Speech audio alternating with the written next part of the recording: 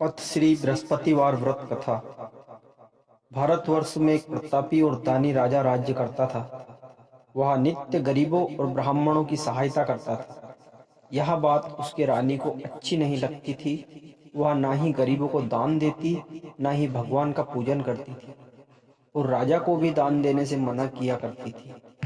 एक दिन राजा शिकार खेलने वन को गए हुए थे, तो रानी महल में अकेली थी। उसी समय बृहस्पति देव साधु वेश में राजा के महल में भिक्षा के लिए गए और भिक्षा मांगी। रानी ने भिक्षा देने से इनकार किया और कहा, हे साधु महाराज, मैं तो दान पुण्य से तंग आ गई हूँ। मेरा पति सारा धन लुटाते रहते हैं। मेरी इच्छा है कि हमारा धन नष्ट हो जाए, फिर न रहेगा बांस, न बजेगी बांसुरी। साधु ने कहा, देवी, तुम तो बड़ी विचित्र हो। धन संतान तो सभी चाहते हैं, पुत्र और लक्ष्मी तो पापी के घर में भी होने चाहिए। यदि तुम्हारे पास अधिक धन है तो भूखों को भोजन दो, प्यासों के लिए प्याऊ बनवाओ, मुसाफिरों के लिए धर्मशालाएं खुलवाओ। जो निर्धन अपनी कुंवारी कन्याओं का विवाह नहीं कर सकते, उनका विवाह करा दो। ऐसे और कई काम हैं जिनके करने से तुम्हारा यश लोक परलोक में फैलेगा। परंतु रानी पर उपदेश का कोई प्रभाव न पड़ा। वह बोली, महाराज, आप मुझे कुछ न समझाए। मैं ऐसा धन नहीं चाहती जो हर जगह बांटती फिरूं। साधु ने उत्तर दिया, यदि तुम्हारी यही इच्छा है तो तथास्तु। तुम ऐसा करना कि बृहस्पतिवार को घर लीपकर पीली मिट्टी से अपना सिर धोकर स्नान करना, भट्टी चढ़ाकर कपड़े धोना। ऐसा करने से आपका सारा धन नष्ट हो जाएगा। इतना कहकर वह साधु महाराज वहां से आलोक हो गए। साधु के अनुसार कही बातों को पूरा करते हुए रानी को केवल 3 बृहस्पतिवार ही बीते कि उनकी समस्त धन संपत्ति नष्ट हो गई। भोजन के लिए राजा का परिवार तरसने लगा। तब एक दिन राजा ने रानी से बोला कि हे रानी, तुम यही रहो, मैं दूसरे देश को जाता हूँ, क्योंकि यहाँ पर सभी लोग मुझे जानते हैं, इसलिए मैं कोई छोटा कार्य नहीं कर सकता। ऐसा कहकर राजा प्रदेश चला गया। वह जंगल से लकड़ी काट कर लाता और शहर में बेचता। इस तरह वह अपना जीवन व्यतीत करने लगा। इधर राजा के प्रदेश जाते ही रानी और दासी दुखी रहने लगी। एक बार जब रानी और दासी को 7 दिन तक बिना भोजन के रहना पड़ा, तो रानी ने अपनी दासी से कहा, हे दासी, पास ही के नगर में मेरी बहन रहती है। वह बड़ी धनवान है। तू उसके पास जा और कुछ ले आ, ताकि थोड़ी बहुत गुजर बसर हो जाए। दासी रानी की बहन के पास गई। उस दिन गुरुवार था और रानी की बहन उस समय बृहस्पतिवार व्रत की कथा सुन रही थी।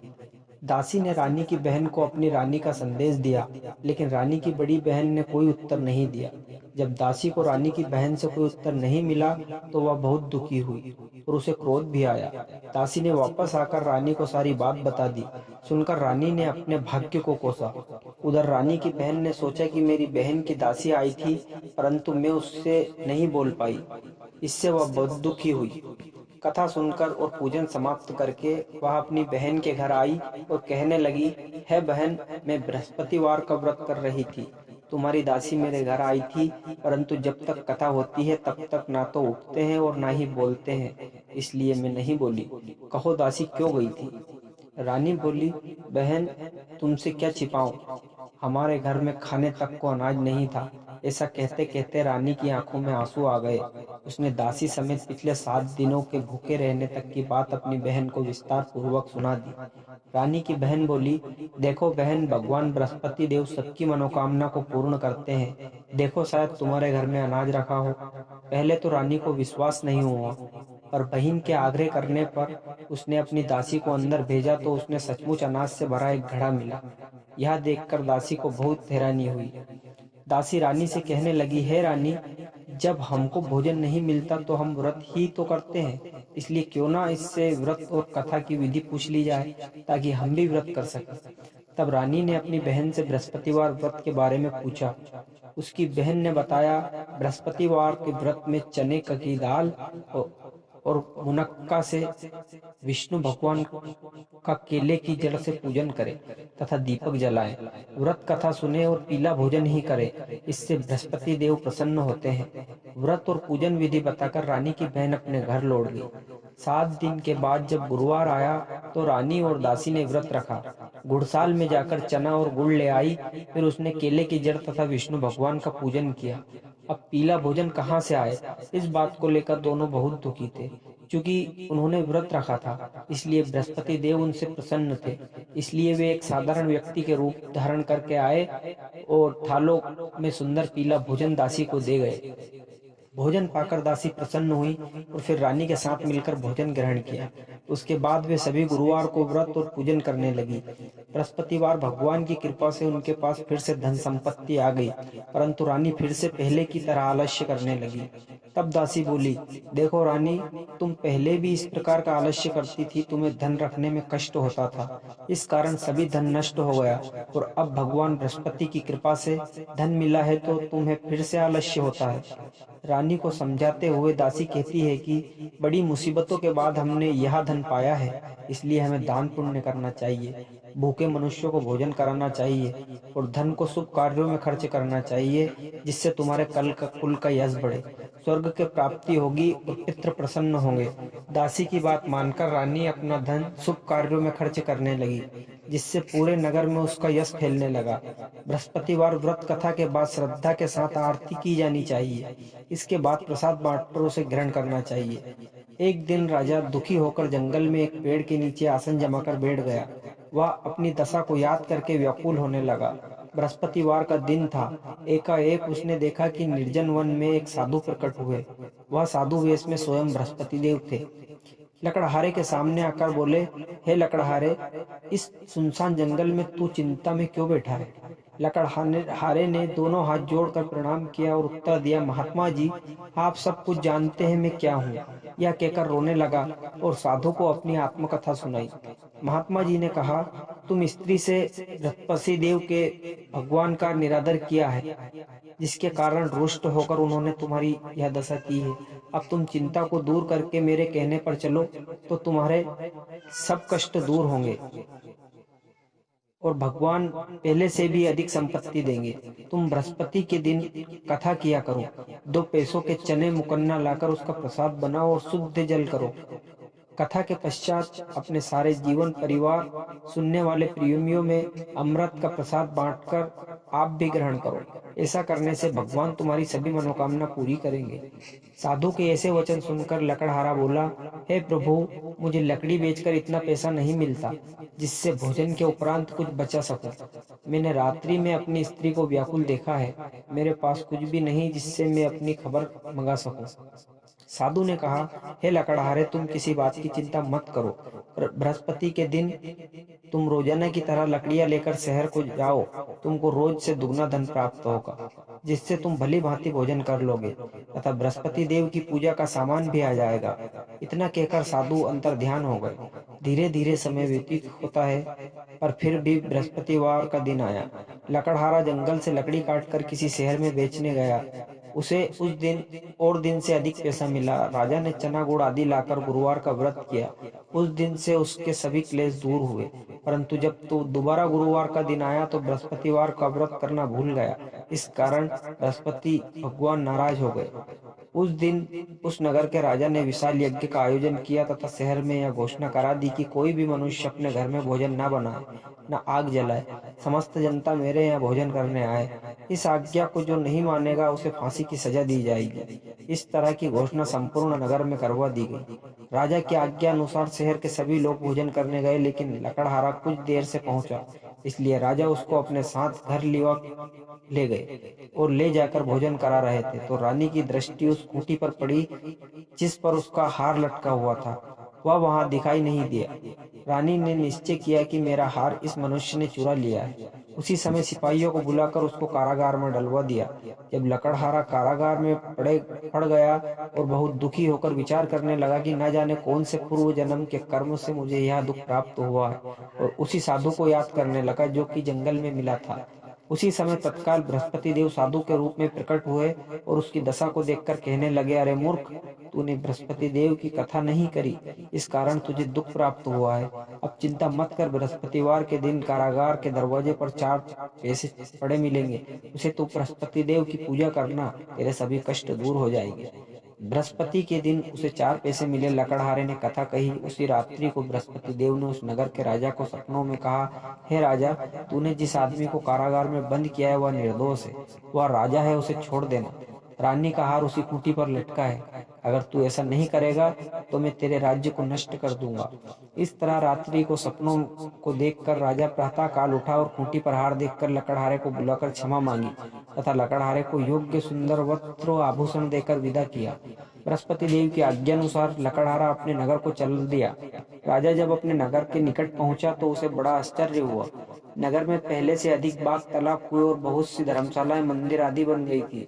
राजा ने पूछा, यह किसका बाग और धर्मशाला है? तब नगर के सब लोग कहने लगे कि यह सब रानी और बांदी के हैं। तो राजा को आश्चर्य हुआ और गुस्सा भी आया। जब रानी ने यह खबर सुनी तो राजा आ रहे हैं तो उन्हें बांदी से कहा कि हे दासी, देख राजा हमको कितना बुरी हालत में छोड़ के गए थे। हमारी ऐसी हालत देखकर वह लौट न जाए, इसलिए तू दरवाजे पर खड़ी हो जा। आज्ञा अनुसार दासी दरवाजे पर खड़ी हो गई। राजा आए तो उन्हें अपने साथ ले आई। तब राजा ने क्रोध करके अपनी रानी से पूछा कि यह धन तुम्हें कैसे प्राप्त हुआ? तब उन्होंने कहा, मैं यह सब धन बृहस्पति देव के इस व्रत के प्रभाव से प्राप्त हुआ है। राजा ने निश्चय किया कि 7 रोज बाद तो सभी बृहस्पति देव का पूजन करते हैं, परंतु मैं प्रतिदिन 3 बार पहानी तथा रोज व्रत किया करूंगा। अब हर समय राजा के दुपट्टे में चने की दाल बंधी रहती तथा हर दिन में 3 बार कहानी कहता। एक रोज राजा ने विचार किया कि चलो अपनी बहन के यहाँ हो आओ। इस तरह निश्चय कर राजा घोड़े पर सवार हो अपनी बहन के यहाँ को चलने लगा। मार्ग में उसने देखा कि कुछ आदमी एक मुर्दे को लिए जा रहे हैं। उन्हें रोककर राजा कहने लगा, अरे भाइयों, मेरी बृहस्पति देव की कथा सुन लो। वे बोले, लो, हमारा तो आदमी मर गया है, इसको अपनी कथा की पड़ी है। परंतु आदमी बोला, अच्छा कहो, तुम्हारी कथा भी सुनेंगे। राजा ने दाल निकाली और सब कथा आदि हुई कि मुर्दा हिलने लग गया, और जब कथा समाप्त हो गई तो राम राम करके मनुष्य उठकर खड़ा हो गया। आगे मार्ग में उसने एक किसान को खेत में हल चलाता मिला। राजा ने उसे देख और उससे बोले, अरे भैया, तुम मेरी बहन बृहस्पतिवार की कथा सुन लो।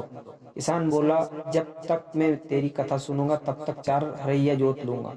जा अपनी कथा किसी और को सुनाना। इस तरह राजा आगे चलने लगा। राजा के हटते ही बेल पछाड़ खाकर गिर गए। तब था किसान के पेट में बड़ी जोर से दर्द होने लगा। उसी समय उसकी माँ रोटी लेकर आई। उसने कहा, ये देखा तो पुत्र से सब हाल पूछा और बेटे ने सभी हाल कह दिया।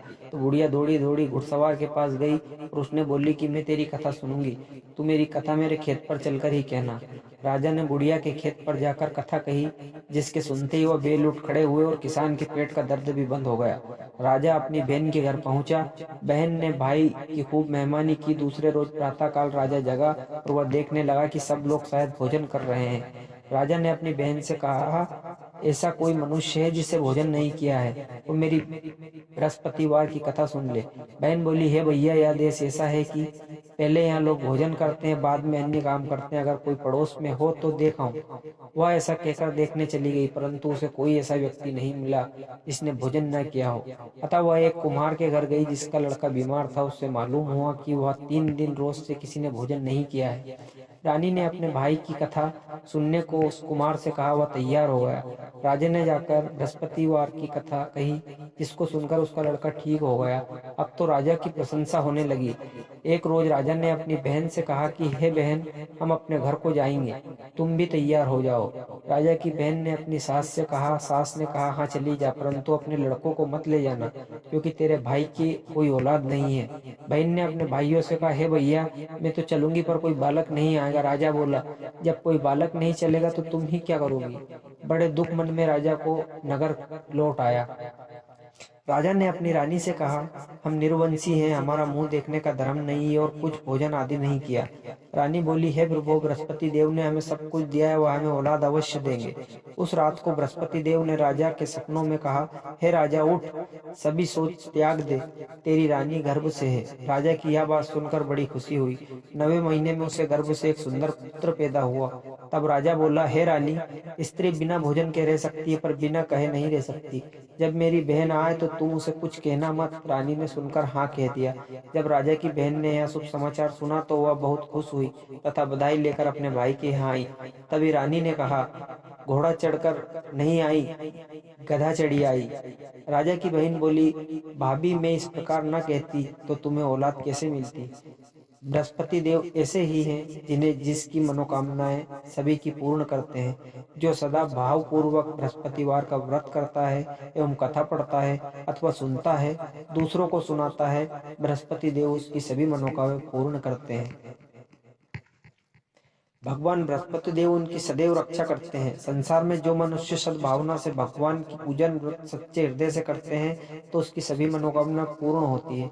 जैसी सच्ची भावना से रानी और राजा ने उनकी कथा का गुणगान किया तो सभी इच्छाएं बृहस्पति देव जी ने पूरी की। इसलिए पूर्ण कथा सुनने के बाद प्रसाद लेकर जाना चाहिए। हृदय से उसका मनन करते हुए जयकारा बोलना चाहिए। बोलो बृहस्पति देव की जय, भगवान विष्णु की जय।